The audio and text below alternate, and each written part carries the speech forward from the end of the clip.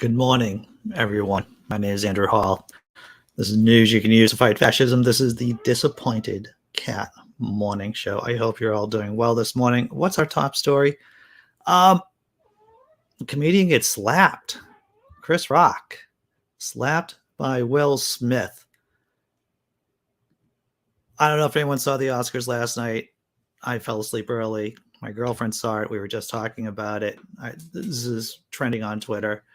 And it's worth talking about, not just because, and you can hear my cat in the background, maybe that's Biscuit, is that not only did physical violence break out at the Oscars last night over a joke, but that Will Smith invoked God to help defend his actions. Did you? Now, some of you may not have seen the actual incident. I got this video off of Twitter. International audiences did not see the censored version. Here in the States, there was a slap, and then whatever Chris Rock said afterwards was censored. But this is a video I found on Twitter from an Australian, how the Australians saw the incident. So let's take a look at it.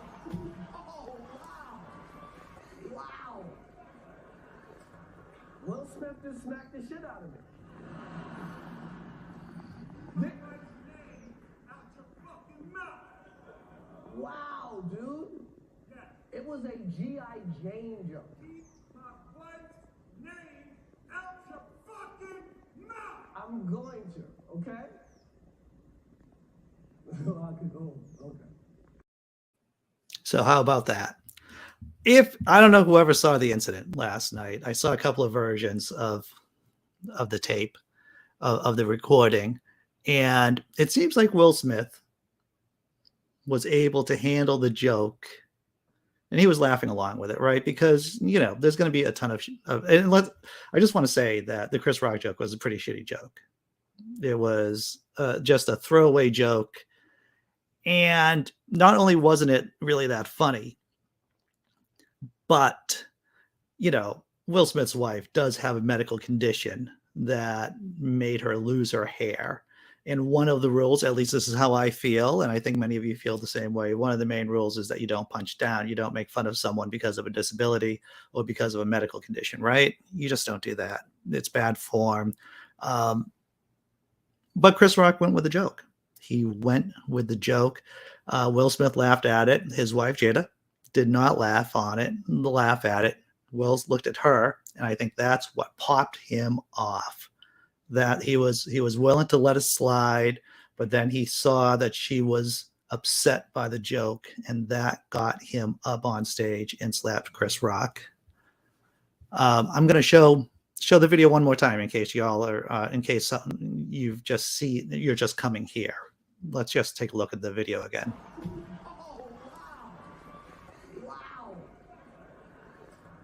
Will Smith just smacked the shit out of me.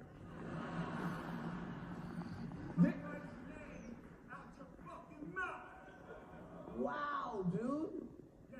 It was a G.I. Jane joke. Keep my wife's name out your fucking mouth. I'm going to, okay?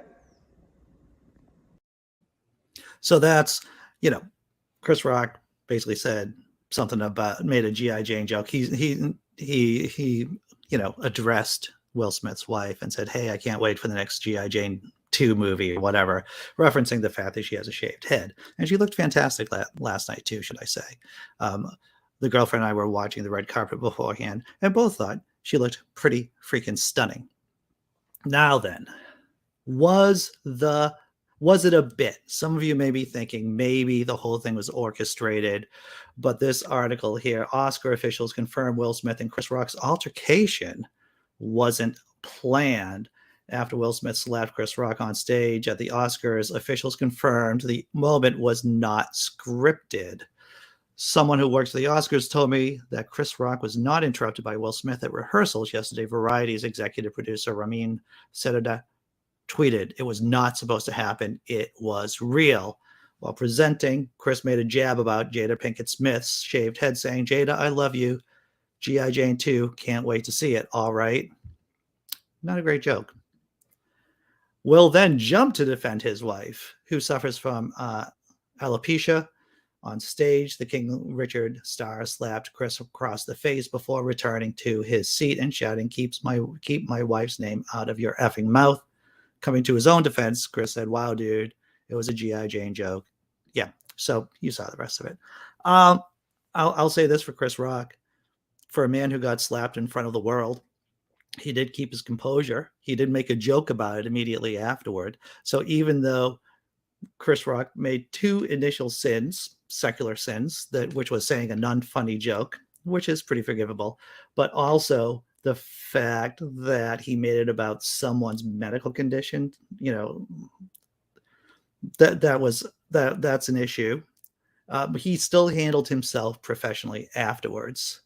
I'm going to check out the chat and see what you all have to. This is the most important part too. Is Will Smith's acceptance speech? He was given an award. He was given an Oscar for Best Actor, and so this is part of his God talk. Because look, everyone, if you're in the trouble bubble, if you know you did something wrong, what do? Well, what do you do if you're an unscrupulous person? If you're unprincipled, of course or if you're crazy, you're going to appeal to God as a defense, right? We've seen Republicans do it. We've seen megachurch ministers do it. And now Will Smith is invoking God for his non-apology for what happened. This is from Hemant Mehta's article on the piece over on OnlySky too. Richard Williams, this is Will Smith talking in his acceptance speech. Richard Williams was a fierce defender of his family.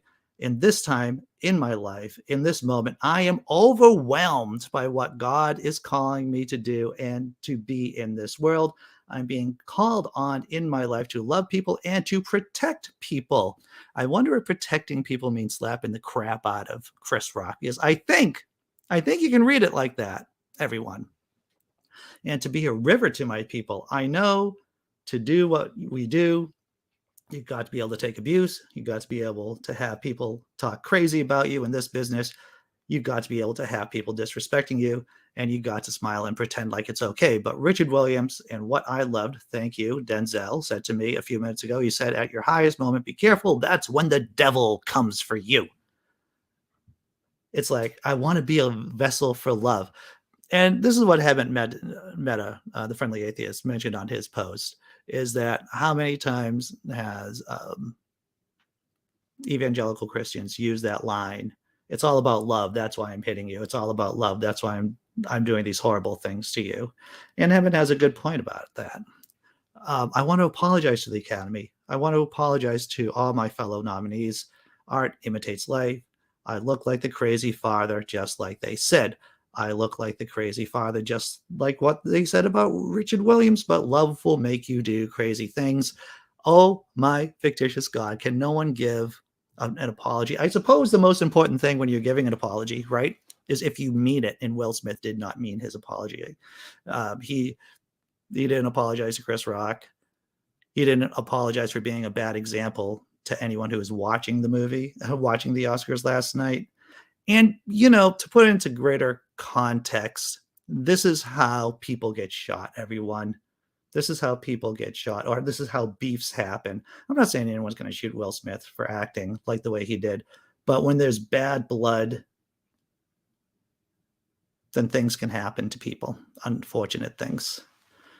This is a funny joke by Jonathan Borello over at OnlySky, and I'm going to see what you all are thinking about in just 2 seconds.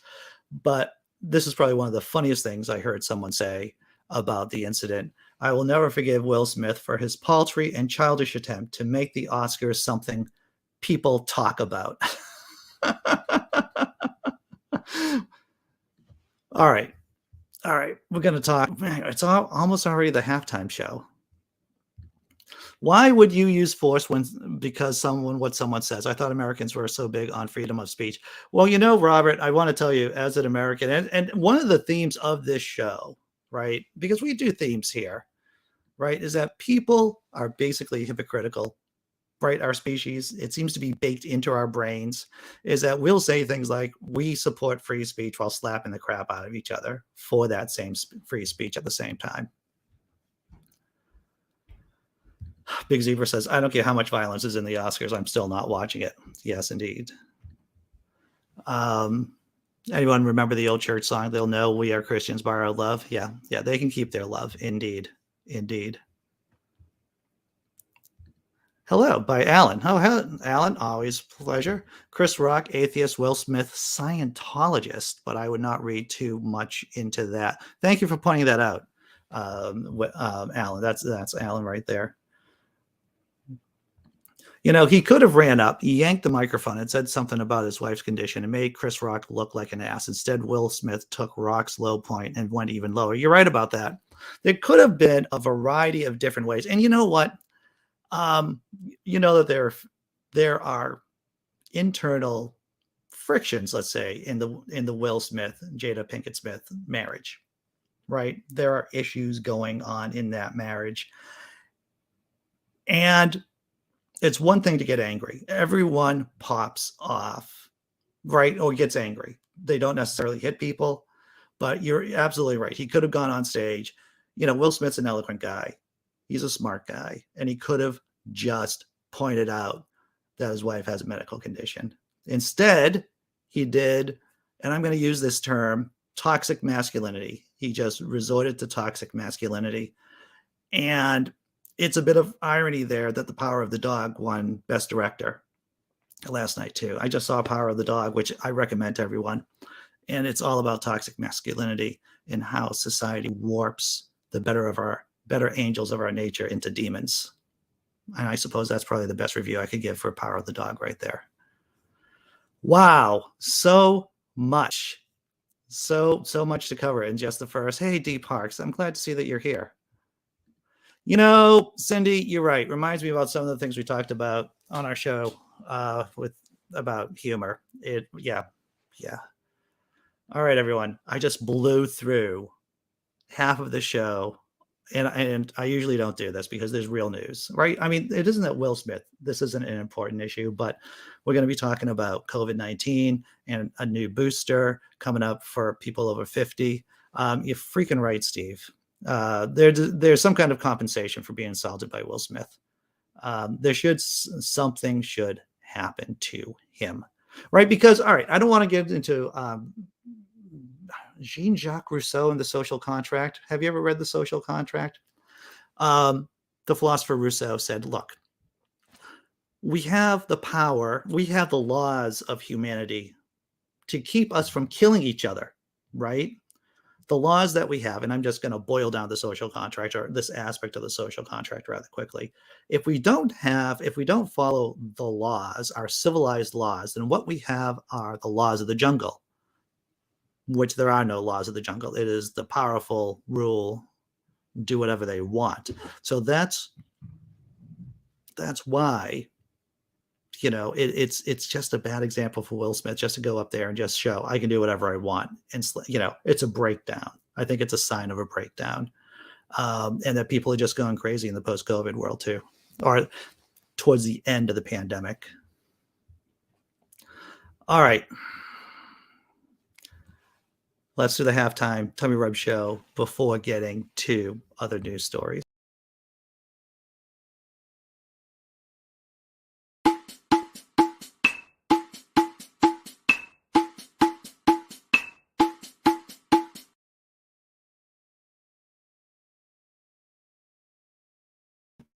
There's nothing like a cat to make the situation a little bit brighter and a little bit lighter. That's what I think, at least. Okay. Should we talk about, what are we going to talk about? We're going to talk about truckers leaving DC, or we're going to talk about booster shots? Let's talk about booster shots. All this entertainment gossip news makes me want to talk about the real news. FDA expected to okay additional COVID-19 booster shots for adults over 50 next week. I happen to be in that demographic. I'm looking forward to getting another booster shot because I don't want to die from COVID-19. We've seen many times on this show about the unvaccinated, the undervaccinated, the anti-vaxxers dying horribly from COVID-19. Link to the stories in the description below, everyone.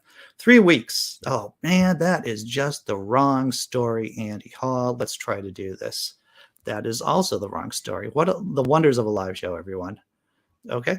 So I'm going to try this again. Here we go. The Biden administration is expected to give older adults the option of getting a second COVID vaccine booster as early as next week. Two sources familiar with the government's plans said the U.S. FDA is planning to authorize a fourth dose of the Pfizer and Moderna mRNA vaccines for adults over 50 next week. The CDC is expected to follow soon after with what's known as permissive recommendation, which means that the shots will not officially be recommended, but may be given to people who want them, said a source who spoke to CNN on the condition of anonymity since they had not been given permission to discuss the details with reporters.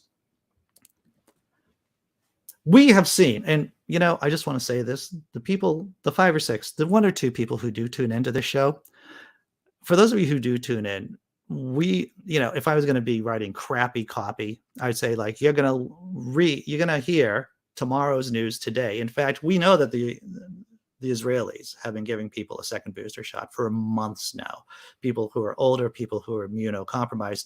And on this show, you probably heard it first that there'd be a second booster shot. And I was talking about that months ago too. Details of the plan were first reported by the New York Times. The decision to make fourth doses available now will bypass independent groups of scientific advisors, which would normally meet and publicly review the available science and then make recommendations to the agencies.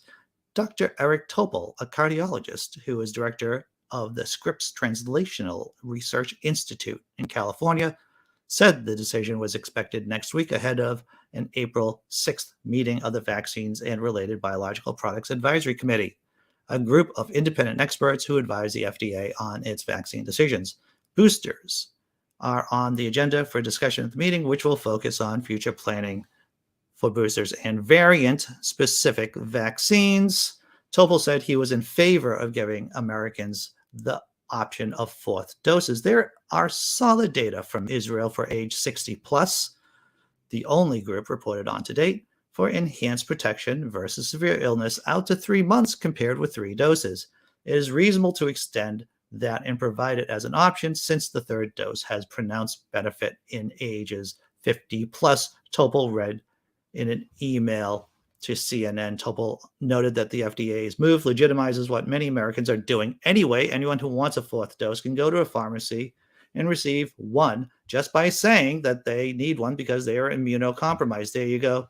Second booster on the way for those people who are 50 plus. And I don't know. I don't know what your experience has been like getting a booster or getting a shot. No, very few people are checking. I'm not going to say no, but the times that I've been in there, people are just happy to give out the medicine. Going to check out the chat before going to the last story for today. Brainbug's here. I did see that Brainbug was in the chat. What's up, Brainbug? Glad to see that you're here. Who else is in the chat? John Christian, good morning, sir. All right. I never had goose liver, I have to tell you. Well, you know what? We're talking about, Will Smith slapping the crap out of, no, I wouldn't even say slapping the crap. I think you could tell that Will Smith, who's a really big guy and a much bigger guy than Chris Rock, could have hit him a lot harder, right? And even though it was a real slap, there's no doubt about it, and it was wrong. There should be money, right? If there are no consequences, Will should at least give money to a charity dealing with abuse. You're right. And the man needs to go see someone.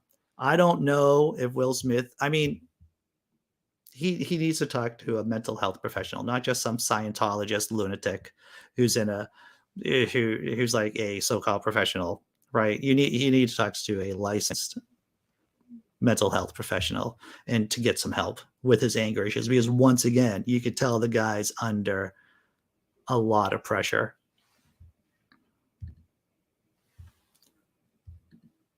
Let's see. Here we go. Steve Taylor asks, will our vaccine cards be longer than a CVS receipt? I hate those things, Steve Taylor. I will ask. I don't want the receipt. I just don't want a receipt. I will tell people at CVS I don't want the receipt, but they say, hey, there are all these coupons. It's like, I don't care. Keep your coupons. I don't need them. I don't want them. I don't want the receipt. But that's me. And Big Zebra says, yes, Will Smith needs to talk to the man who's sleeping with his wife. I'll tell you this.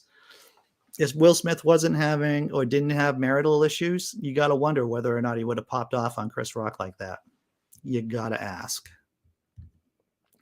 Did I mention there's no ads on this channel? Please give, I'm going to use the word please. It's bold language, I know. Please become a YouTube member. Please become a patron, or even just give a couple of pennies to the Venmo PayPal accounts listed below. That would be wonderful. And of course, there's the after party after show at 9:30 on our sister channel, the Naked Diner podcast channel. There is a link to the show or to the channel below. And if you want to be on the panel, there's a link down there too. We're going to do the last story about truckers. We're going to end the show with some more positive news, everyone. Truckers going away. People's Convoy gives up, will leave DC after 3 weeks of doing absolutely nothing. Look, we've covered the DC truckers. They've accomplished things. They've irritated drivers. They've made fools out of themselves. And yeah, 3 weeks after the so-called People's Convoy landed in DC, the group is calling it quits after accomplishing nothing except injuring residents and circling the Beltway. Co-organizer Mike Landis announced Sunday night that the group would pack its things up in the coming days and drive back to California. Well, I'm going to use my Landis voice here. So I want to know, who do you want think about heading to California? I don't know why I used that voice, but I did. Landis said to the crowd's delight, sounds like a great plan. One convoy goer yelled back. Over the past 3 weeks, the convoy has struggled to gain traction with lawmakers in Washington. The group met only with Republican Senators Ted Cruz, of course, freaking Ted Cruz, Ron Johnson, and a handful of House Republicans, while never brokering a meeting with a single Democratic lawmaker despite attempts to do so. From claiming that average DC residents who flipped off truckers during their never-ending Beltway loops were agents of Antifa to being hilariously trolled by a single bicyclist, and eventually getting a permit swatted down by the U.S. Park Service, the convoy kept stepping on rakes. So stepping on rakes, like you'd hit the rake and the rake would come up and smack you in the head. So they were doing self-inflicted wounds. That's what that, During its final week in Hagerstown, the group became increasingly desperate, with 2 of its medics leaving and factions emerging between those who believed the convoy was corrupted and those who thought it wasn't. Morale was also dropping fast, and it appeared that the $2 million raised was drying up quickly as organizers increasingly tightened the restrictions on how and when fuel reimbursements could be distributed to truckers. This fellow named Braze, the group's de facto leader, had previously told the Daily Beast the convoy would go on indefinitely. And this is a process we're hoping to do diplomatically. We're in it for the long haul. Well, people like to run their mouths. And it seems like indefinitely came a lot closer, became very definite. The indefinite trucker protest became pretty much ado about stupidity. As against much ado about nothing, it's much ado about stupidity, everyone. Before closing out the show, we're going to see what's on the chat, what's going on in the chat. Inquisitor Bacon says, so they didn't get into the fight they wanted from DC, so they decided to fight amongst themselves. That is what actually happens. Anyone, if you've ever managed a group of people, or if you're a historian and a military historian particularly, then you'll see that if you get a bunch of dudes just hanging out together and they're agitated and they're supposed to be doing something, but there's nothing really going on, then yeah, fights will break out, right? That's toxic masculinity right there. Steve Taylor says trucker convoys are nothing more than economic terrorism, disrupting citizens and interrupting the normal day-to-day business. It hurts everyone with economic loss. You're right about that, Steve. You're totally spot on. Okay. You're still not, are you, so Alan, you should, I don't know if you got the YouTubes wherever you are, but if you become a subscriber and ring the bell for the Laughing in Disbelief channel, then you too can engage on the chat as a, what I'm just saying. This is just a suggestion. Oh, my fictitious God. I have to go. I have to go because we're running up against the time. We're running up against the clock. All right. Oh, Scapegoat Scariot. I'm sorry to hear that. I've been waiting for this to start for 20 minutes and now it just started. That's all on top YouTube is. We had issues with YouTube last week. A lot of other people had YouTube related issues. I'm sorry to hear that. All right, everyone. I'm going to sign off. I'm going to drop a cat video, a thank you video, and then I'll see you at 9:30, hopefully on the other channel. Take care.